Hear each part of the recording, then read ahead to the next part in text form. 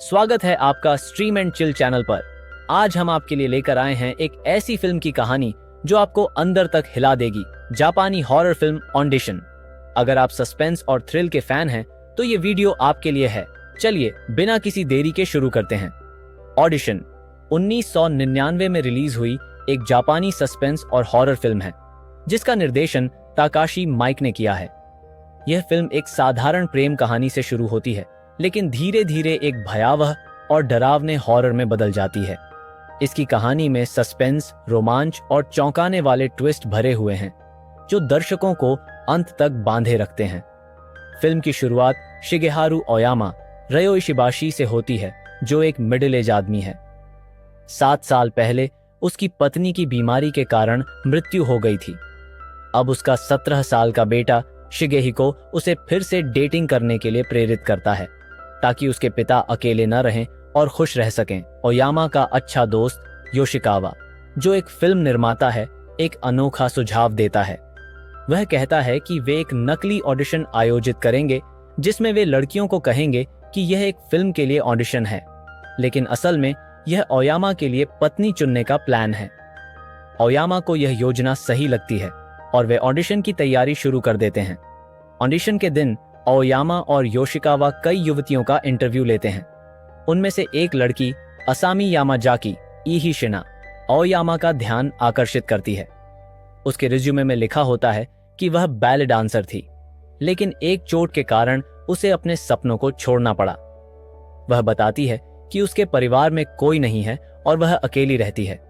उसकी मासूमियत और रहस्यमय स्वभाव ओयामा को बहुत आकर्षित करता है।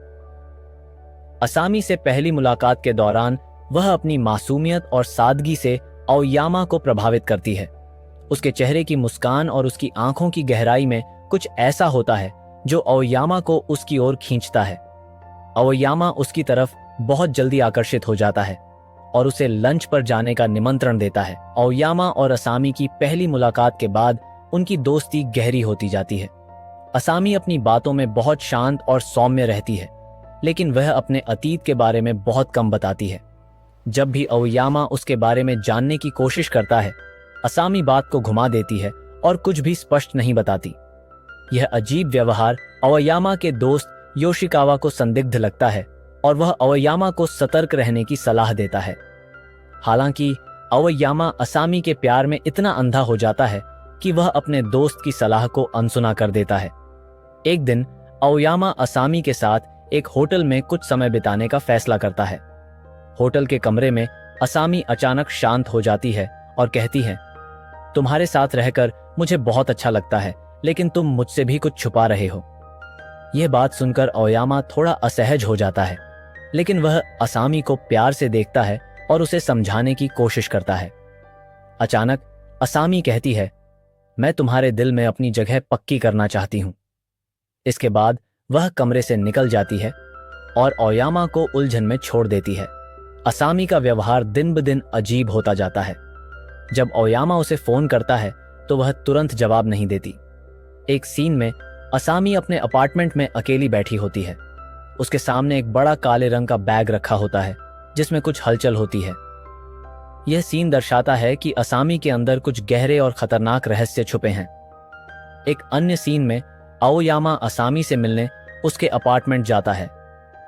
वह देखता है कि अपार्टमेंट पूरी तरह खाली और अंधेरा है। वहां एक पुरानी फोन लाइन से असामी का स्वर सुनाई देता है जो बहुत ही अजीब और ठंडा होता है। ओयामा असामी को खोजने के लिए उसके कमरे में जाता है, लेकिन उसे सिर्फ एक पुरानी रेडियो और एक मटमैले गद्दे के अलावा कुछ नहीं मिलता।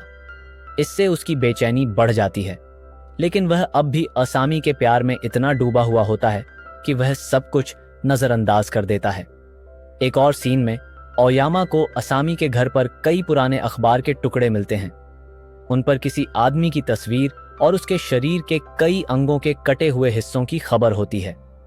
यह सीन दर्शकों को संकेत देता है कि असामी के अतीत में कुछ बहुत ही खतरनाक और अजीब घटित हुआ है।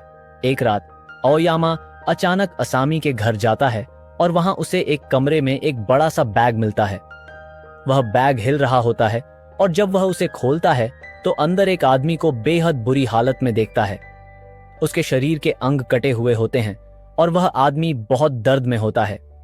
यह आदमी असामी का पूर्व प्रेमी होता है जिसे उसने इस हालत में रखा हुआ था। यह दृश्य बेहद डरावना और विचलित कर देने वाला होता है। असामी के रहस्यमय और खतरनाक अतीत के बारे में जानने के बाद अओयामा को समझ में आता है कि वह एक बहुत बड़ी गलती कर चुका है। एक और सीन में अओयामा असामी के घर के एक और कमरे में जाता है। वहां वह देखता है कि दीवार पर असामी की कई तस्वीरें लगी हुई हैं, जिनमें वह अपने बचपन से लेकर अब तक के जीवन के विभिन्न दौरों में दिखाई देती है। इन तस्वीरों में उसकी आंखों में गुस्सा और दर्द स्पष्ट रूप से झलकता है। अओयामा को एहसास होता है कि असामी का व्यक्तित्व बहुत गहरे मानसिक घावों से भरा हुआ है, जो अब एक खतरे में बदल चुका है। अगली सुबह असामी अओयामा के घर पहुंचती है और उसे बेहोश कर देती है। जब अओयामा होश में आता है तो वह एक कुर्सी से बंधा हुआ होता है और असामी उसके सामने खड़ी होती है। वह अओयामा से कहती है, तुम्हें सिर्फ मेरा प्यार चाहिए था, लेकिन तुमने मुझे धोखा दिया। अब तुम मेरे दर्द को महसूस करोगे। इसके बाद असामी अओयामा के पैरों में सुइयां चुभाने लगती है। वह हर बार सुई चुभाने के साथ कहती है, क्रिक्रिकी, जापानी में सुई की आवाज की तरह। वह अओयामा के पैरों को धीरे धीरे काटती है और यह दृश्य बहुत ही भयानक और दिल दहला देने वाला होता है। असामी कहती है, तुम्हें मेरे प्यार की ताकत का अंदाजा नहीं था, अब तुम्हें पता चलेगा। उसके चेहरे पर एक खतरनाक मुस्कान होती है जो उसकी मानसिक स्थिति को स्पष्ट करती है। असामी उसकी उंगलियां भी काट देती है और हर चोट के साथ वह कहती है कि यह उसके अकेलेपन और दर्द का बदला है। अओयामा असहनीय पीड़ा में चिल्लाता है, लेकिन असामी उसके दर्द का मजा लेती है।